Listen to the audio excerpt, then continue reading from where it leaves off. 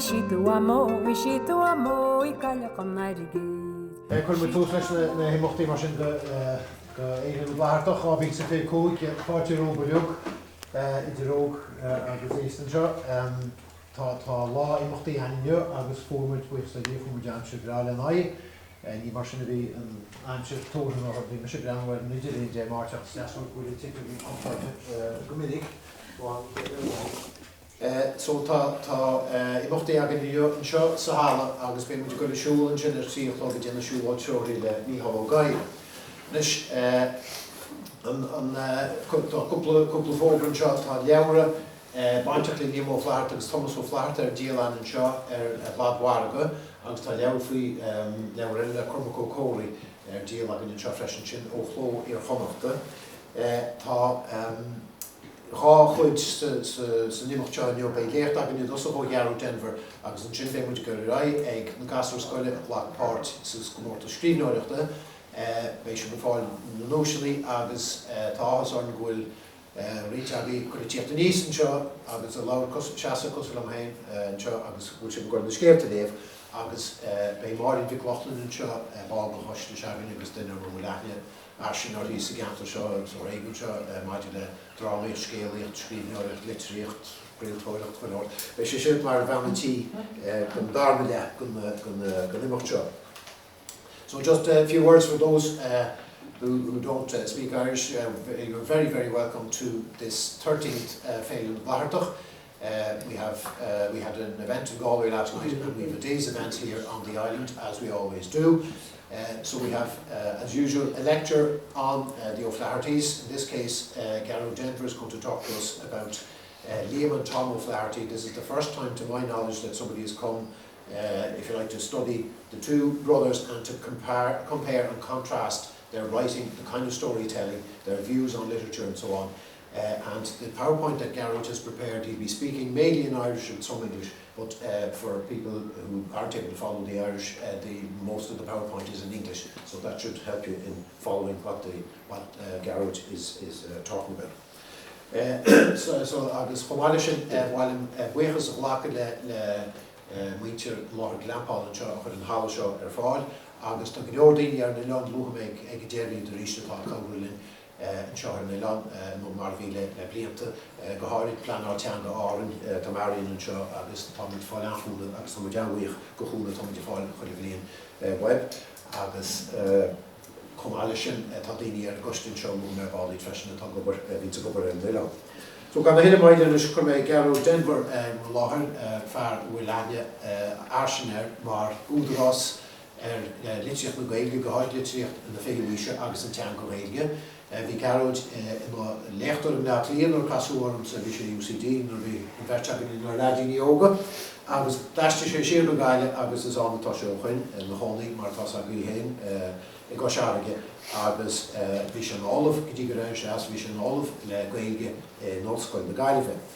Agus is sanolaí Gearóid ar litríocht agus scríbhneoireacht na fiúise tá leabhar scríbhtaige faoi Fáraciú Conara, faoi Mháirtín Ó Cadhain, tá aghráin go scríbhnaí chuir láthraige agus dainte sé I rís bhí sé na leadóg sílam fitminúrátas. Na leadóg go bólaíoch.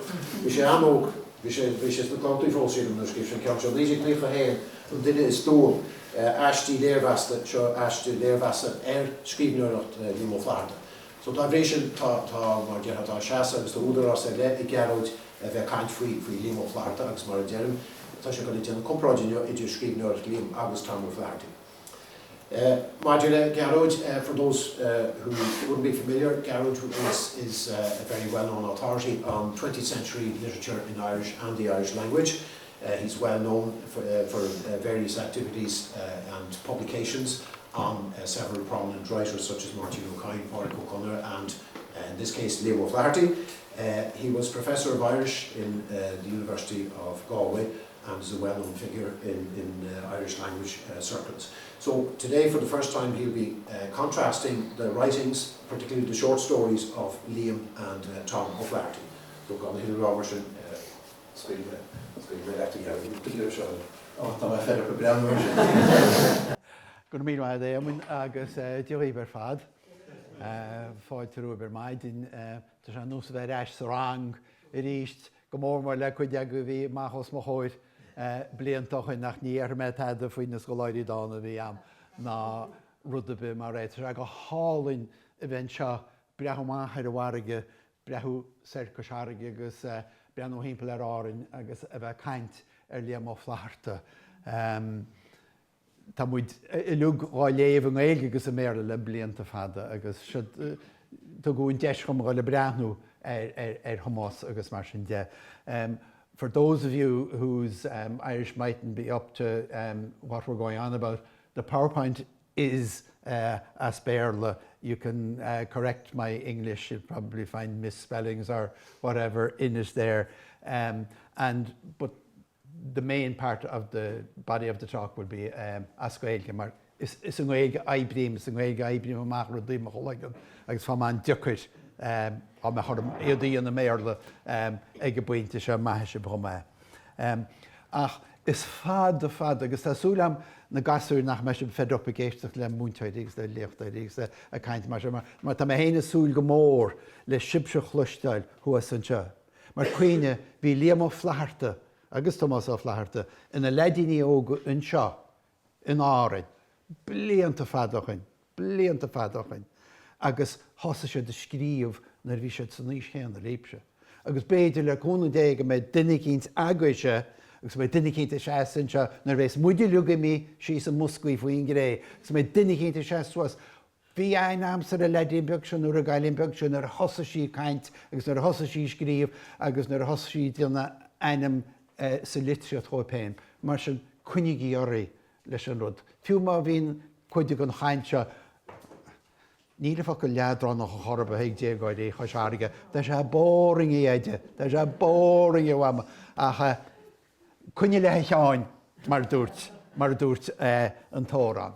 Ach i dtíobh Liam Uí Fhlaithearta agus tá me le Liam, bhí cáil Liam fud a dain mar uair agus mar ghearrscéalaí agus scríomh sé bunáite a hír a méle ach dailse sé an cosúlachtaí ícóineach iconic dúil in sa mbliain 1953. Agus dúirt mac drifide leis áireann heile breandan á héad. Dúirt sé go bheith dúil an leabhar smú a scríomh Uí Fhlaithearta a haine leis chéin mar scríbhneoir. Nuair a thosa sé maach a scríomh, bhí riarhá go locht na Gaeilge a bhí an nuas go mór Uí Fhlaithearta marall gur scríomh sé i méle, an peic marafach go chun na Gaeilge ag an nám. Ach hiag cuidig gon drám criticúil a bhí géarthúiseach, thug sé suntas le go híthar ghearrscéalaíocht a Gaeilge é Fhlaithearta go háan lua fad. Fáilsiú an scéal cáiliúil bás na bó, tá go dhéad a cás dead. Fáilsiú bás na bó gon chéadúir in 1925 i bápéir bhí chun na Gaeilge go nám fáine an lé. Agus seo mar a chuir an scríbhneoir agus an teagarthóir Pádraig ó Dónaláin, bhí na hóna gantar uachtar ard, agus bhí mór le colm de bhailis an Féile agus mar sin de. Siad mar scríomh sé in dhéanach leis a scéal a bhí sa bápéir an lá chéanna. Mar a bhfuil go le mórm tá scríbhneoir uair a ardós an Gaeilge go háard a gcúrsaí litríochta. Dána ní hin dána agus Scoileach Féile, scríbhneoir. Dána go bara a bhéir, a poet to his fingertips an béarla a chuitinse sin. Níl ó Dónal fear cáiliúil eile bhí gobar na folklóirí, dúirt sé in 1953 nar haing dúil amach, scríomh sé faoi gur saor focail gon sáú a bhí Liam Uí Fhlaithearta. Agus dúirt brendan á buachal a duine go na léochtaí mór a bhí am hain sa géman ar a bhí muid UCG fad ó scoláide mór faoin litríocht. Dúirt sé go be dúil a deir sé an cosúlachtaí ghearrscéalta is thar gábhfuil againn sa Gaeilge. Barúil ar a Martin ó Caine héin éon tuairim faoi an alt a scríomh sé an ghearrscéal sa Gaeilge.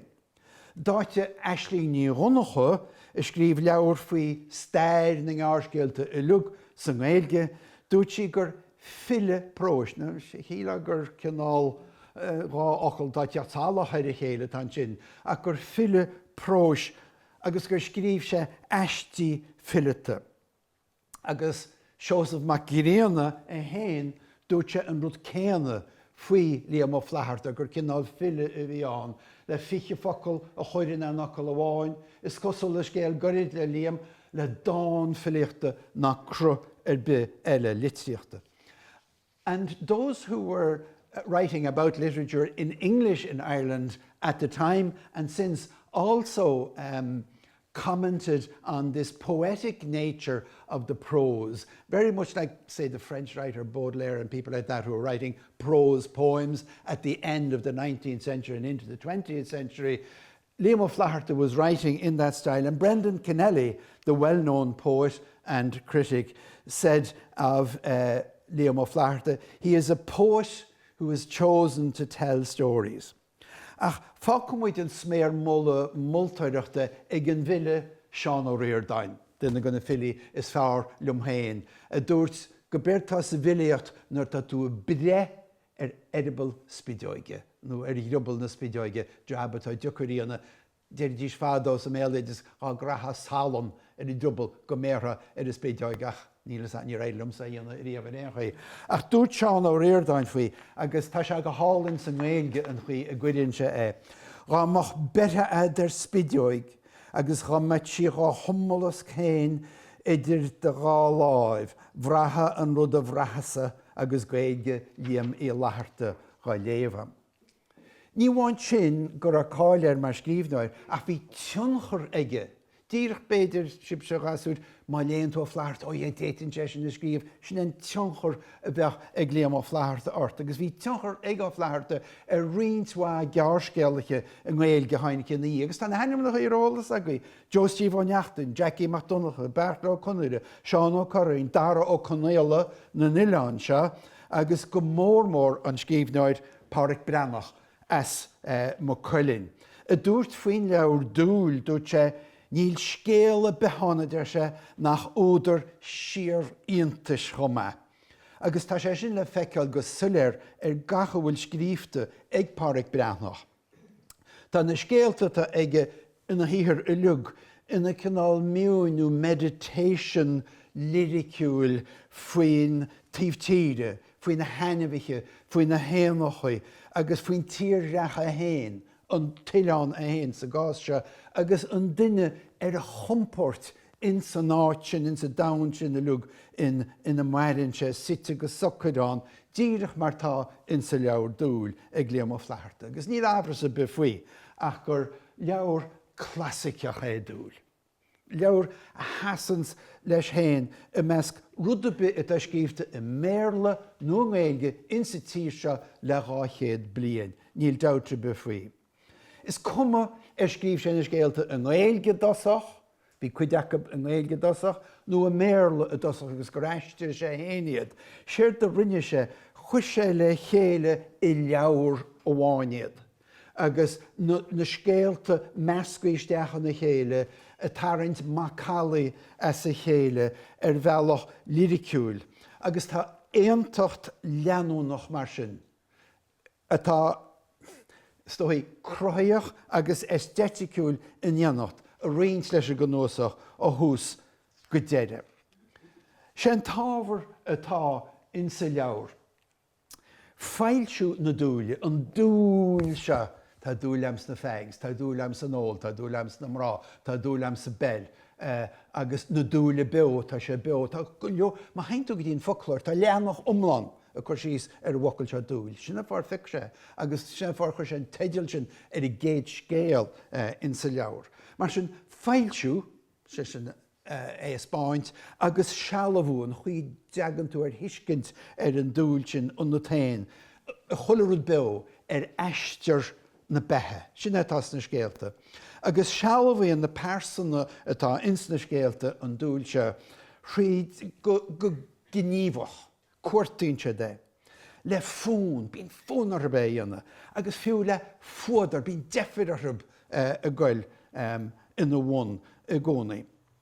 Ní léon teagasc a chorba, ní léon judgmental elements ins na scéalta se chuidir sé an pictiúir sin amach os do hóir bainú héin de hiiscint héin as atá sé rá. Dúirt sé i litir is scríomh sé ag an Sasanach Edward Garner fear mór litríochta a chuir Fhlaithearta is scríomh faoin Uileán seachas faoi chathair London áitir an hónaí ag an am. Dúirt sé i litir is scríomh sé Garner an 1925. I don't think I exert any judgment whatsoever in my writing at the time of writing. Mar sin, agus tá sé seo táhachtach nar hasas muid de breanú Thomáis. Ní léon ládar útar. Tásad an cinál duine a chuinn a ládar isteach de Scéal. A bhín sa gcónaí breanúirt agus mar sin de. Níor cheart gon scíomh nar a bheith mar sin lena Scéal. Beart an Scéal ágáil am muin sin agus fág faoin léthúir an sin méhuir agus tuiscint a bhaint as a Scéal. Agus sin mar a bhí Liam ó Fhlaithearta. Agus i géad léamh tá na scéalta insa leabhar se dúil. Tá siad réalaach go dtéann benas árainn mar ní chonéal a bheith chaine go ar scíomh sí leabhar teideal between two shores faoin na scíbhneoirí as árainn. Dúirt siise go bhfuil siad cruelly realistic agus má chuoine níor tá bás agus daine marú chéile agus mar sin de ar fud na háite an chomá. Agus tá na scéalta ní bháin réalaach, realistic ar a gcuisisin, ach tá siad site sa rud a Doug Martin O'Kane an cóhinál faoiniúil fointe. Mar a thug TSL an scríbhneoir an Féile Sasanach ar the local organic community. Áite bhfuil an duine agus an taine bhí a maireachtáil agus iad compórteach in sa timpolacht ina bhfuil siad.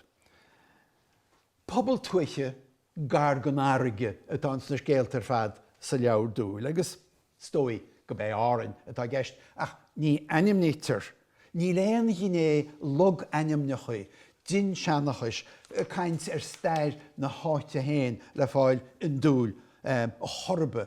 A réigen dé atá éon animáte luite an a daineocht duine, tá gair an tugus an siúd. Agus is rud móra sin na litríocht na Gaeilge an chuí éisle óráin an beag. nó filiacht ar a beg be me a lua ar ba. Se áite chuí agus an cantar agus an áite bhfuil siad na loganim na chuí scéalta na háite luite go minic. Níl sin horbe an dúil. Agus is rud é sin a bhí cuitianta an din seannachas se i litiocht na Gaeilge ag an nám, bhí sé litiocht an Glasgow. Bhí sé ag na gíríanna á thua. Agus ar nó bhí sé ag na scríbhneir i connachtacha a bhí scríomh mór an takenáma chéanna le ó Fhlaithearta daine nús Thomáis Bored, nó páric ó Dónaláin, nó páric ó go Conire, nó lehéide. Dúilta Liam ó Fhlaithearta gon tóir se ar an Gaelachas ar an sean tradiisiún. Bhí coitianta sa litríocht amháin leis i géad glóin gon a bheochan. Agus rodelle ar dúilta se hána an dearcha rómansúil ar héal na tuiche atá in sa litríocht sin ar fud na háite. Ní ghlachad sé chunim gás seán nó seán ó cuomh mar thugach sé ar héad, scríbhneir as éarthar chorca. Dúirt sé sin faoi leabhar a scríbh sémas ó dúil gur fear-fictúr deas ar héal na tuiche atá. Ní hina bhí Liam ó Fhlaithearta i ggéiríanna. Nó mar ad scríbh bhíoh animnachaí pín, animnachaí cléite ar chuide go scríbh na taigh Gaelach scríbh sé san éiris an scúb an 1956 go cheart gon litríocht a bheith chu síos ar Scéal siimplí neamh ar a choideach na tuiche. Give me a break. Níl muid cho siimplí, níl muid cho innocent leis a gur síos a bhí Jacob a dús na hadeochanna. Tá rodelle a baint le dúil freisin. Tá na daoine an gon chuid is mó gon an anim. Is cinál típaní nó mar a deiremin san leabhríon beag sin ní fiúgate cheannachtach. Mar déireach Carl Jung archetypes, the archetypes of the collective unconscious, and leabhar mór an trá leabhar a scríomh Jung a chuisís ar an unconscious. Agus sin an level a bhfuil ó Fhlaithearta a gobair. Mar hampla an páiste sa scéal dúil, nó an cailíonn sa scéal cáiliúil sin an scothán an scéal is téisiúla sin an focail ar sexy dal an scéal. An scéal is téisiúla béidir sa Gaeilge go mór ag an nám. Nó an scéal an beo. Ní animnítar na daine seo chorba, mar is típaníod an mhathir, an cailín, an buchail agus mar sin de, agus iad sealamhú na dúile seo. Sin dúil, ach fuinniú scéalta Thomáis, as a gúla céanna, dráthir chu bhí ionta bhí sin na gcónaíonte inis mór, bhín cinál céanna síl, ag merteach go bhí díonseach líam sin chúbblianana bheith bhí atrab nó ní mór an a bhí cúidna sé go blianta a bhí atrab. Ach tá difríocht mhór idir an domhan a chruthíonn Thomáis agus an domhan a chrutha Liam. Now, bhuain cháil a bhí Thomáis ribise go dtí le blianta beaga anuas mar hóisialach mór, mar cheard chumanach gníomhach a chuag America a bhí leis na ceard chumain America a bhí gobair san locht aibre America rud nachhfuil fashionanta mar agus muid ball freisin. Agus an rud céanna nar thaing sé ráis go héireann, lean sé gon chonir chéanna sin ó híomh na hidéolaíochta nuair a díilte éireann. Agus nuair a bhí sé am le clia, chu sé aine chinál bhí cúlódar gaelach sóisialach is dóthaí cuidhá. Díine ar nús Cathal Ó Tuathail, Arnan de Siúnta, Seán Ó Thua, Séamas Ó Talún, Mícheál Ó Mhuileáin as árainn, mar a thugach sé a gcónaí ar théin, mar bhí coppla Mícheál Ó Mhuileáin an, agus Seán Beaumont, sem a heid éambain anseo. Grúpa sóisialach a bhaina coiste na báistí in sa mbliain 1996. Now, if I may return to my first language when I was a kid in Dublin, the way I came to Connemara in 1960 was Coiste na Báistí, founded by this group of people that brought people from a working class background, my father was a bricklayer, down to the Gaeltacht to get them out of the city and to also get them to learn Irish. Agus sin fá stóí ar bhealach a bhfuil mission se tá mo chónaí bhuisteach leabhíle gon teach a mín a fánachtán tí dúd bheit nó páiricín hóil mar bheitchan an feariscíh inis bar chuáin agus riontéile óráin agus is mún teollas bheith teas in sin na rudí sin ná a bheith chamsa. Ach éanos bu é Seán Beaumont a bhaina an pápéir nuachta an téirnach.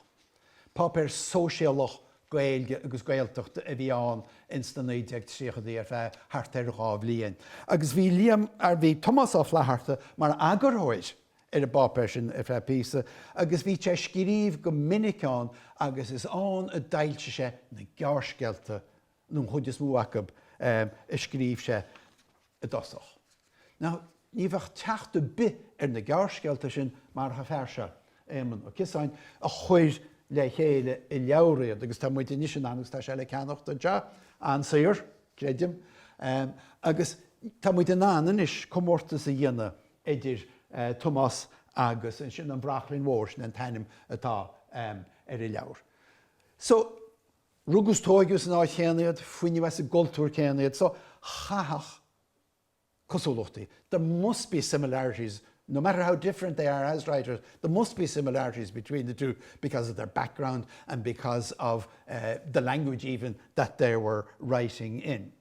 An chéad rud a cheortha faoi deara ná an saibhras céanna teanga atá ag merteach mar dúirt mar in ceáin teanga atá ar ancuide I máisteach heimhir Gaeilge na Gaeltachta.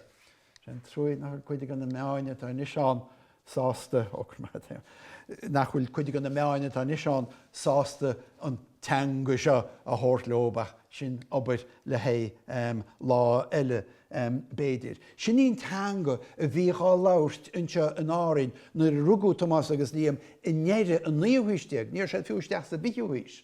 So is Gaeilge héis go raibh go leor béarlann seo gur ránáin ag an á mar hiigim ach fós féin bhí an Gaeilge heimhir seo hímpeltharb agus thug sé dróbaí agus tá sí le léamh ar an saothar ag merteach. Go na hananta sin tá na scéalta in dúil agus scéalta Thomáis tá sé de luach site sa bobbal céanna Ileanda anseo in árainn. Agus na scéalta chu síos mar dúirt éman ar scríomh sé bhuair dúirt sé go scéalta iad scéalta Thomáis ach tá sé fíor faoin merteach go bunaí ar híal deacrach na bheile mar beag an árainn. Scéal antroiteach na naoine bochtainna, na naoine bochtainna, cruatan agus bochtainnas, agus tá sé sin le léamh ar na scéalta ar fad. Ina hananta sin, chomáile sin, Scéal tradiisiúnta na tuaiche mar bhí éirin ag an nám atá ag an merteach ab ins na scéalta dacab, agus an duine a chuir san nearach, a baint sa bhór, go le maithar bhhairge gur a coppla breach le fannacht beo le cuineál ort ar an eistir seo tríd an Scéal.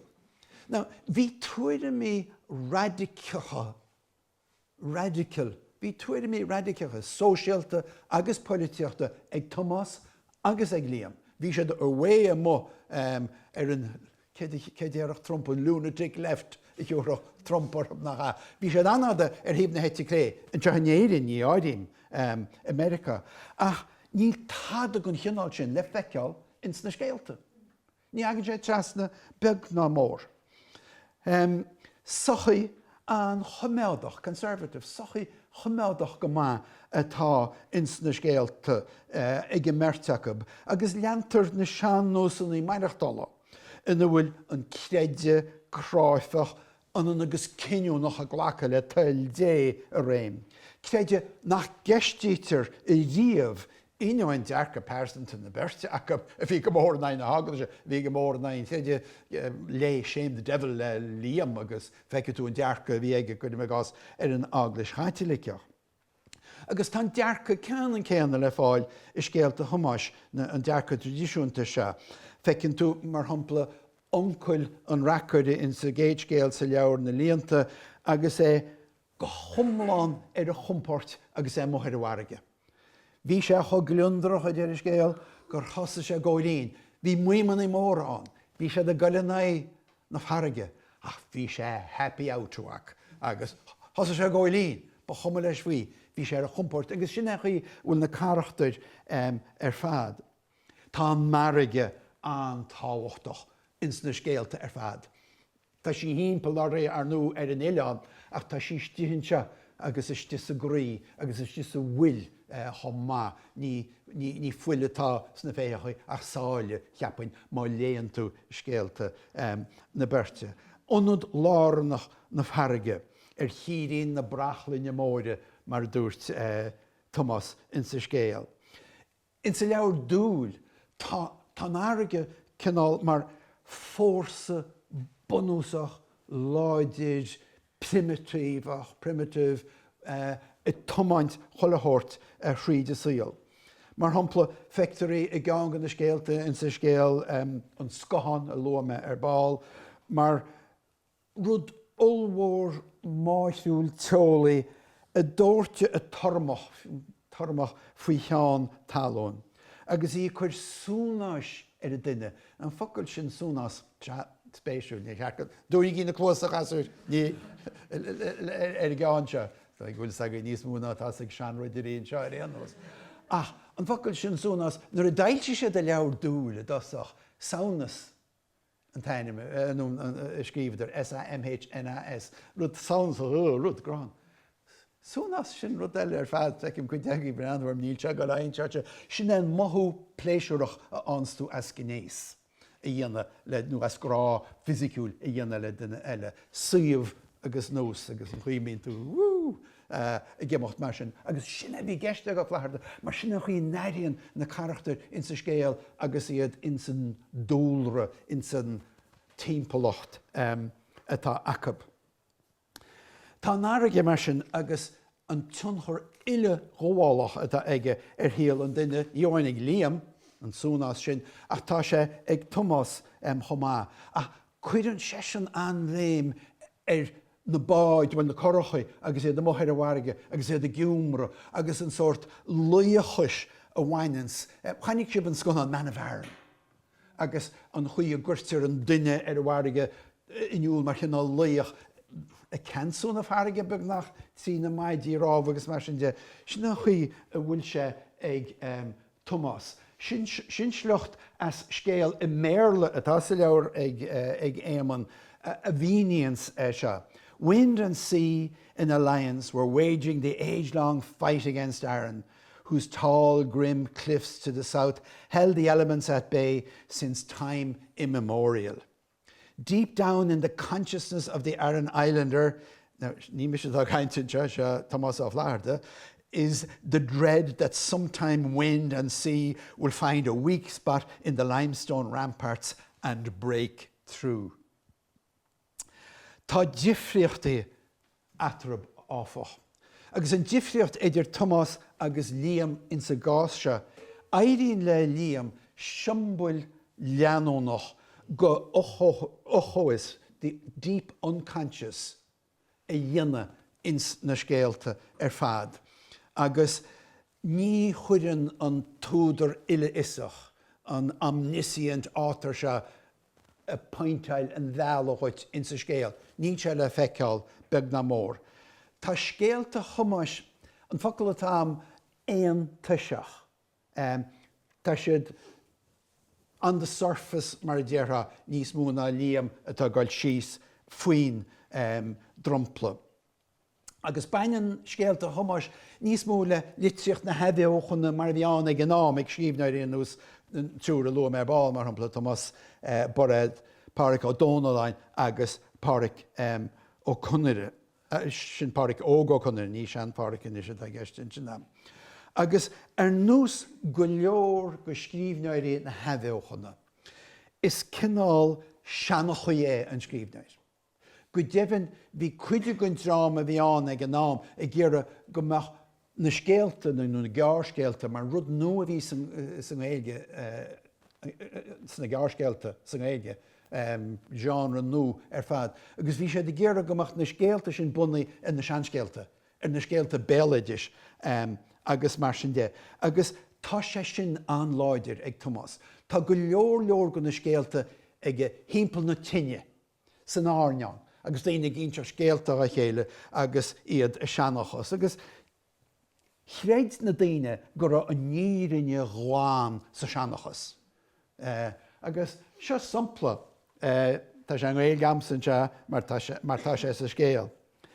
Bhí sé ráite seo an túdar a caint. Bhí sé ráite an árainn gur a fearras árainn chuid críanna le fearras Conamara agus fiche uair níos creasta. Nín tampuí sin. Ach ní rinn sin na fidhaga, cé go níar an héin go níoch fearras Conamara, fearras árainn an nuanach. An freagrabhach ag na gasúir sin right. Ní áhamid níos fuide leis a scéal sin.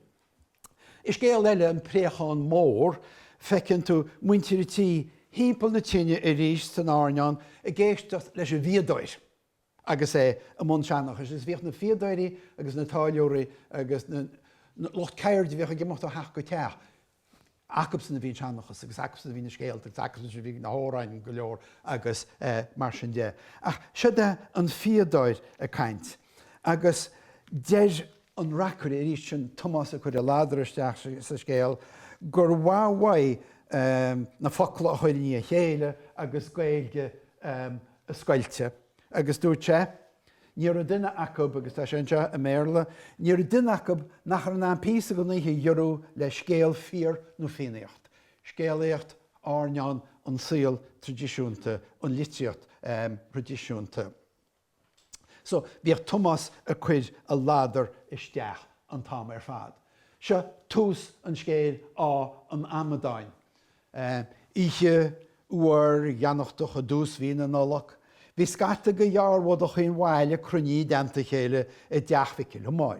Bhí me héanán mar a deireadh mad a beg. Bhí mar a deireadh mad a beg, na ráite sí beag se a tíochttasteach ón údar. Agus an dearcha Rómán súil seanscéalach bheochanúil a bhí ag Thomáis na scéalta nachra ag Liam. Der murad in sa leabhar scíobh sí faoin na scríbhneoirí nach bhfuil éon nostalgia mér a scíobh sí le. Níl éon nostalgia a baint le Liam ach détarrá go bhfuil beidir go láidir a baint le Thomáis. Agus tá an Rómán sólacht sin le feiceáil in sa bísa sin tá Thomáis leanú fá go mé futain breathnúir. Ceann eile go na difríochtaí móra idir Thomáis agus Liam ná an rute bhí gceiste am níos túisce log animnachaí nó din seanachas na háiteanna atá luaite go sunrach. Níl siad ag Liam ach tá siad fud na háite ag Thomáis. Now, an rutse faoin din seanachas, tá sé an láidir sa tradiisiún. Sin dar beag, Féile, well, an raibhil ar a géad eile an eile. Tá go leor Féile eile, agus déta mar hampla an dáin cáiliúil atá ige faoi handún chrothúir a lua. Mar in sa dáin sin chun sé síos ar an dún, ar an mitasolaíocht, ar na scéalta, ar an méalaidis, agus ar an áit a héin, agus an ceangal atá ag muintir in oileáin leis.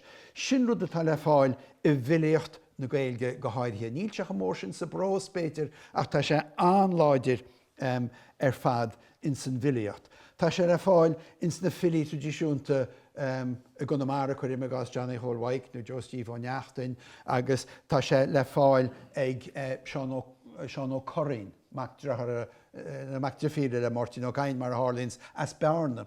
Agus tá líne ag Sean a gang gan na dáanta in inéirann sé go bhfuil sé scríomh le go údarásach as guarantee bega bhearna. A small authoritative voice. Cén fá bhfuil sé authoritative údarásach mar tháinig sé nuas sa seanachas ó na daoine a bhí an roin. Agus sinna bhónla an dearcha agus an tuiscinte tá aine ar fad ar an Scéal. Rinne bechra ó Conire as ro smog an chuirsís ar an rutse go maithíonn an duine ins na dáanta se siadal dain an áite bhfuil mise má áitéin. Agus credim go an písa se go hálainn ag bechla, mar sin rud ceann céan tá bháil ag Thomáis agus ag na Féile ar fad. An chéad cheapa a bhí riamh an fumhéinte de agus na gasaróg, na go raibh a lár an dain. Go raibh máid chúnaiche bailin rusin mar sin a lár a dain. Agus ní ceap ar fad a bhí an, mar nuair a hasan ar chrucán a bu, bhí ír na spéide mar thiorcail I mohímpel leis a bharige, sléifte is cric ar a cholú. Lár a dain má áitéin. Agus sin mar atá na persona ar fad ins na scéalta ag Thomáis. Is an seo a lár a dain a mónléamh an dearcha takeab ar a Scéal, is an atá an éireacht atá acab an éireacht fisiciúil, choultúrtha, síceach agus mar sin de. Agus is in san dúhí seo a bhairann siad, agus in san dúhí seo in san áite a hálíns nó rudaí tábhachtacha nó rudaí suntasach in sa Scéal a acab. Agus aim níon Thomáis na háiteanna ina dárlíonn sé seo go réalta ins na scéalta. Mar hampla an scéal sin na líonta níos túisce a lóme, tá sé is síomh atá sain, Port Wiriví a dearca nún ar Chonamara. Agus tuachtar mion chuntas ar an Greachaláin áit nachhfuil samsa. Tá agus sé gáil Greachaláin mar sána haidí sé baint amaine agus mar sin de bíocht na bádairí na moháin go minic. Tá an príomháin mór scéal eile site nún angasa agus hímpel ar an dún. Agus a capabán site a bortálaí áit roise a baint amaine cosúil go baintí, a maintir gcónaí, níl is amta an Scéal sin ára inis. So sin difríocht mhór idir an bheirt Jacob. Now, dúb mé níos túisce gur a tuairimí láidir sóisialacha agus políteachta agus náisiúnacha ag Liam agus ag Thomáis. Agus ní écinn éis sin na chorba ins na scéalta ag catarachab. Nach ínta choruda gur sé don ná na tuairimí láidir sin chuir go leataíh agus níor sé go le príteil fuhub ins na scéalta mar bhí sé gur scéalaíocht dinseach chéad hain agus a dheorachún a dhuine beidir ólas a áil cé muid hain thomá céanna. Ach a gás Thomáis. Thosa sé ar Ollscoil, páric an taine a bhí éir. Agus ní lein a coppla cabidile agus a ríist chuir éman sa le difriúil amachchas amach. Bíonn sé a tagart in san Ollscoil sin go chósaí políteachta an tám ar fad. Cuinn sé síos ar chunú na talún chuine me gás agus iad san an drama deir se a chuir deire le cearnacht ghorána na díornaí talún. A chuir breis císa ar hála fésaí, agus sin scéal a bhí sa seanachas. A gur fés ar de heach darda de chís, a gur fuineoig ar de heach dáir don cís, agus is chó sin a bhí sé a tagart. Agus díanann se chuir síos in sa leabhar freisin an trám a bhfuil cearta brodáin bhharú ceacabb ag buicíní as sásanna agus albain. Sna dealtaíon rud de, ins na 1960 blianta fadanna í sin rud a bhí cuid bhainte Chonamara agus áran nuair a thosa glóis a chearta sibhialta na Gaeltachta, bhí cuid ein óg ag an am agus iad a marseáil i ggéar a cearta iasca na brodáin a bheith ag muintir na háiteise agus anseo in sa leabhar páric bhí Thomáis a sciulla na tíornaí talún agus lochta dhéim chumá nach dúr chéad iasca na chéad fia go rinne a bit. Maidir sin Saoirstát, níor haine an Saoirstát rá bhórnis le Thomáis ná le Liam. Ach, maidir sin Saoirstát déir páric an charachtar sa leabhar de se agus tá se anseo. We have no freedom. Níl saoir se omláin ein fós. Tá dirám céanna gceanna saibhris na tíre bhí díobh. Agus cuireann se agus síle sin ach tá searbhántaí nua acab. Má léonn tú leití Albert Memmi nó Ngugi faoi decolonisation agus na colonizers agus na assimilated new colonizers sé sin an dirám gáilde a chuigeannas na tíre se nach nearna tadarí a faoin Gaeltacht, ní le chálainn uachtarán le Gaeilge be hain. An dearc go ceanna is faoi sin atá Thomáis a caint an sin, go bid na buicíní céanaiad. Agus eiste go leor, tágraíonn sé go Fhlaithearta Mheiriceá in sa leabhar chomá, agus tá Albert aige an, go hí democratisteach a leabhar Republican bheith Mheiriceá a bhád níos thar go na fireabre. Na chaontach an tagal of bheirt a bheith an sin idir Obama agus Trump. Go mé ach na haiste an rud oileáin beag mara in teamar thug mórta idir ainéir go sé ná léamh dhéanana Fhlaithearta an dain mhór. Ach is polemic sílim gá gríoch ná faoin leabhar is polemic Fhlaithearta agus idéálaach agus sóisialta a bheith sa leabhar. Aíon na gasúir an fearse? Gama, mar sibse an drámatá tíocht ina dhé cuimire. Mártin ó ddíráin, dúirte faoin oileán. Mór chuid cuineach líbe glór mór dain a bheith haige agus mór chuid clách is gán chuid créis a ní teist in Scéal oileáin.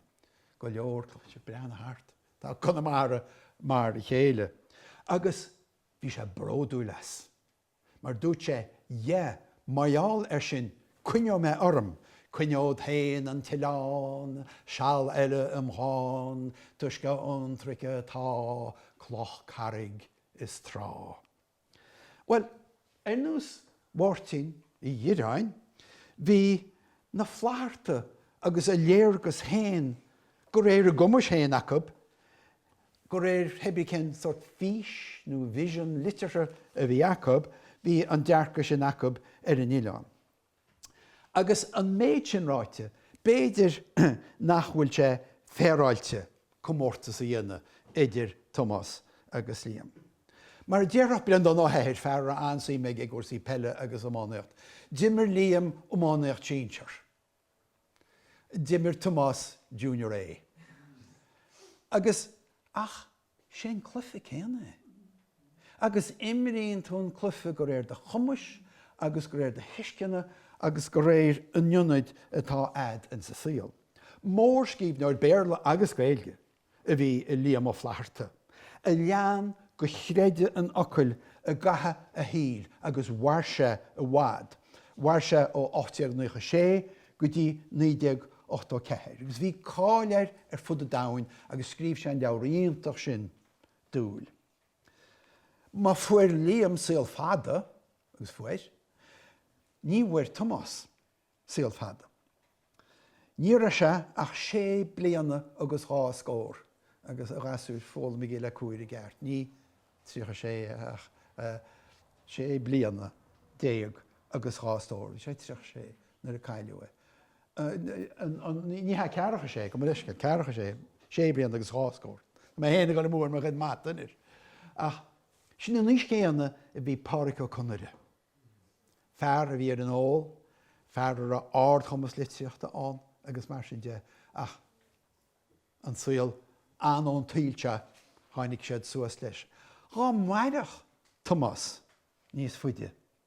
Cá bhis na ómánaíocht sínsir a bheith áimirt ige sin chomá le Liam, agus fá muid in scéal ige sin gur mí magaí.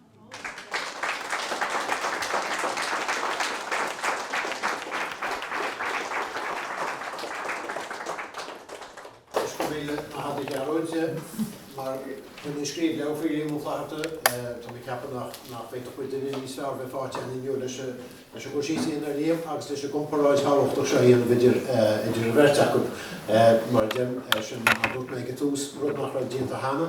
Agus is minnig door de vraag toe mag het bheirt de comparáid gewekt toe beetje het zeggen baartje dingen doen dingen eigenlijk nach duur af ideaal maar brand op as de pijn de brand door daar wat duur toen het zeggen ideaal dus weer comparáid is Hodders nog daar in die doen in wie heeft dan het ook Gearóid aan special het beter we gaan maar een beter kerst nog om wat de kerst ik de cosúlachtaí stichten zodat ze moet jullie get goed nog waar Ceiste be a bhí Gearóid nó tan Saothar os a ggóir Jonas. Stíl hána da. Thomáis smíl ar túistí, cén chuncar bhí ag a túistí orthu, cén sort rud a bhí ar siúd bag an bhag an bhiliste gin, an ra óra agus scéaltaí agus náir nachbúte sin ar ónas a gom anna féin, but just, Or Thomáis my name to the bheirt feice tú gur agus ní hé rud rúf as a bochtach an eile pointe bhí go maithas na réad bhí éidechasáin dan bhfuil agus meán éidechas agus mar nach chuir féin agus déir gur techa mé go leirtíocht agus i mochtán agus is cos gur duna neamhspeach a bhí san neir agus go sé ná chest was na sagart go magas agus Bhí sé páirteach sa landlí go gon an talún an tair. Agus rud bhór gean go mór ar Thomáis mar leadóg nó chuú as sélevíad rinneadh dispossessing or eviction sa teach. So bhí rudí mar sin go daman nó dearras sa sin ag merteach bhí sé sin bhuchadé sin bhuiteach sin scíte neachre sin i gilmór. Agus a gás Thomáis dóí na hopaireach í daine ar a típul ar go leach ar bhharige. Sí tá Chiapan gur lein níos mó beidir ag Tom le cin léascuireacht agus leis an nóbar bhíoh na féidir déanamh ná bhí ag líam. Jimrá níos óid sin bhíon sé go meánsca lígan ar hen go sé go le sagur táirt. Agus fuair sé éideocht snéis go agus bhí sé rascréine agus an sin dar sé go dtí Black Rock College in Saothar Liam Bill Shame the Devil LA mar tu sin léan gin tá ri leabhar scríbta bú Cailán agus go Ní éon bheisnéis bhí brendan ó héad gobair ar a bheisnéis a bheis Liam agus mar Harlins bhí éon rééis an hamra brendan sí má chonig arthób nach Liam mar Harlins agus bud duine é brendan bhí thcíanna daoine óga. Bhí sé gúlóid a daoine óga níor buideach an na scoláirí óga Ollscoil ag an áma bach brendan do choláid agus sé ginseach it féic mar sí scíb dóireacht agus cuineart agus snéach suas mar bhí mu bhí an teanchar ag Liam ar brendan chomá. Caintear an é sóg agus bhí tú bhámáú sanna bheits do leanachtanis cén ís a bhí ar bheirt nar a chéad ailte siad ábhairt mas an nuachtaile nó péiread mas an bhfuil na méarda cén ís aber gur sclíise. Ach blian déag bhí Tom nar a chéad ailte sé gan na scéalta cin á béad sin leibh solis go sé seachar leibh solis go bhéstam sin cé fís le Tom cé fís le Liam. Ní me cínte ach bhí sé tosaí dús na ní fétí. An chéad scéal an éige a d'ailte sé ní fiche cúig. Basketball mar Harlins in country bhí gceiste. A bhí sé scríb méir le sé chogad ar mar ní féin nó mar sin beidir ní sam scríb sé tá. Yeah, ar tháinig sé rá sé chogad sa tí So Lewis na fichitaí mar sin. Lewis na fichitaí mar sin. Bhfuil dearnas na dé go bhí sé scríomh méar le cínte. Agus mar dúpa bhí chuide go na gaelhaine bhí mí hásta go amach caiintear dúpais mar ó í scríomh méar agus ach mar dúr gára cín ar a bhí neamhsplachas san áthir. ó bhí sé Harbh neamhsplacha. Siúr, tá sé neamach le ban Ollscoil go leis na tríóide a bhí Peter Posta. Tá scéal a baint leis sé héana agus anpáric agus bhíidir ar a téir an áitiís mar a bhí síanana agus chud a neamh sé dá bhaintse as go leis na tríóide nó mar déireach muide go leis na tribláide na líon. Ach Jim an bhean é sé déidir seachtain ó anpáric. Dan agus fósta ar síl agus bhí inín bhí sé an inín a bhí acu ar chéile na dhéis sin a bhí sé súntas an mar gur a seanpáric a seach neamhléir. Ach, cén so duine dhéanach é sin. Ag scríine, seo éidirn bhí cormach a bhéir caiintear de morality police a bhí an in éidir. A sé sachtún na gúnaí. A bhil neamh na bhean a bhí bhean fósta agus tú héit sin le an ná. Ór Scéal a bhí anna pont leis. Bhí mar deir tú neamhsplachas sin a bhaint leis sin gúna. Níor fátis ar go No, ach ómás acu ach níor fátis. agus níor fátis ar bláte amach bhí Thomáis Uí Fhlaithearta mar deoibh chuidir seoir polítíochta ní chuir sé fiacaán agus bhí sé Harbh má scríb PC polítú mar dear a conspóideach bhí bugrála sem merte go conspóideach an áirtí. Go mór in an téirnach an PC aige. Cuoinech le cuideag bhí tuairisc an pápéir bhí chaim sé cheartta sé bhéal na Gaeltachtá agus a cinál sciol agus fearr agus sin mar bhí go mór ag Thomáis na rud polítíochta sin. Níos a ní bailach gur ceistí se ach nach chuintach rud a gur a Gaeilge agus béarlach chumá acu bhín daoine fíorí am tú féidir a bheith áthangach nó mín tean go bháin níos sin an cean eile ach bhí siad an an bhí siad chumá céanna stóí sa dá hang an óra in ar éire. Ó bhí gan daut.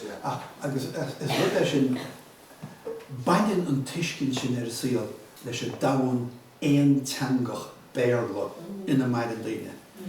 Rá me had a hóna aber i gentar rá nó trí hangach nó i ddír na mecht teangach agus ar móri Germanis agus Frankis agus Itális agus Spáinis agus sin síl nó maint a bhí in Africa nachhfuil éideachas fiú bhainnig sa tí chéad a húg sé tracht deanga ag daine tuige mar bhfuil sé timppel orthab.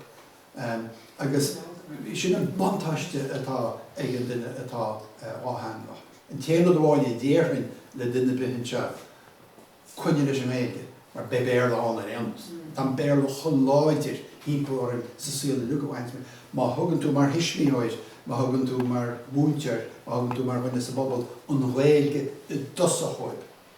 Go dteocha sí go dtí caiite an ceart be béarla an rémas. Agus be bantáiste na rud a dúgann siad cognólaithe cognitive awareness le áthangachas an sinne. Ach más béarla éis acu colón béige mó. Sin mo dhearcha clíonta sa. Mar bhí máistíir Scéal amhaige mar teach bar nó freisin Scéalachans David dathí ó Gearóid.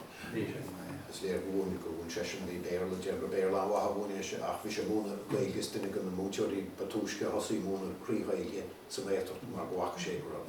Agus níor Gaeilge de heige go tráchta nuair a hain sé go dtí nach. Is spéisiú le riscnacht tu le taide le déanana faoiche. Nu amach duine cínt gan deamóga gur Ollscoil a scríomh faoi character ítach go chuid áram téta ná tá sé dionta sort ar álacha léam a chudéile le rá. Mar bíon de intin héad le do Scéal héin íteach, agus sin nach an se bíanana. Inis de Scéal héad na bacla den bheith. sé de Scéal héin. Bí léamh chuir a hort agus a géisteach, agus a cuimliú ach sé de Scéal héin, de Scéal héin. Wel, mar sin díirech yn sin. Bog mwyd i'r rhaid ysgyd i sgrift o'r glasur sôn yn ymwneud sin.